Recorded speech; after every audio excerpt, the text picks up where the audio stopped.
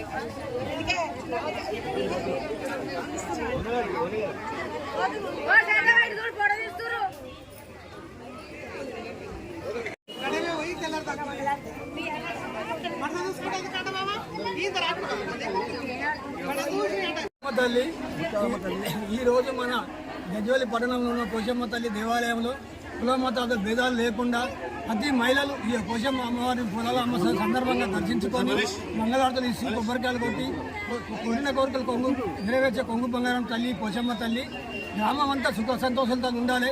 ఈ అకాల వర్షం వల్ల ఎవరికి ఎలాంటి హాని జరగకుండా అమ్మవారి అనుగ్రహం ఉండాలని ప్రతి ఒక్కరిని మంచిగా కాపాడాలి అమ్మవారిని వేడుకుంటూ జై పోషమ్మ తల్లి.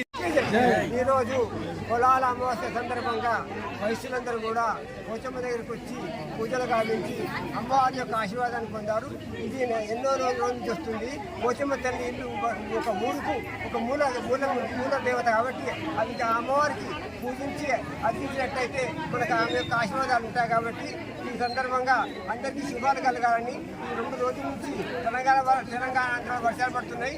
వాటిని తగ్గించి మానవులకు క్షేమం చేయించాలని చెప్పి మన ఆమె అనుగ్రహం ఉంటే అన్ని సౌకర్యాలు అమ్మ అనుగ్రహం ఉంటే అన్ని జరుగుతాయి. కాబట్టి అమ్మ అనుగ్రహాన్ని పొందడానికి అందరూ కూడా భక్తి ప్రవర్తనతో పూజలు కావించి ఆ పోషమ్మ తల్లి యొక్క అనుగ్రహాన్ని పొందాలని కోరుతూ సర్వేశ్వర సుఖ పొందు అందరూ కూడా సుఖశాంతులతో దేశమంతా సుభిక్షంతో ఉండాలని కోరుతూ జై వాసవి మాతా పూజ.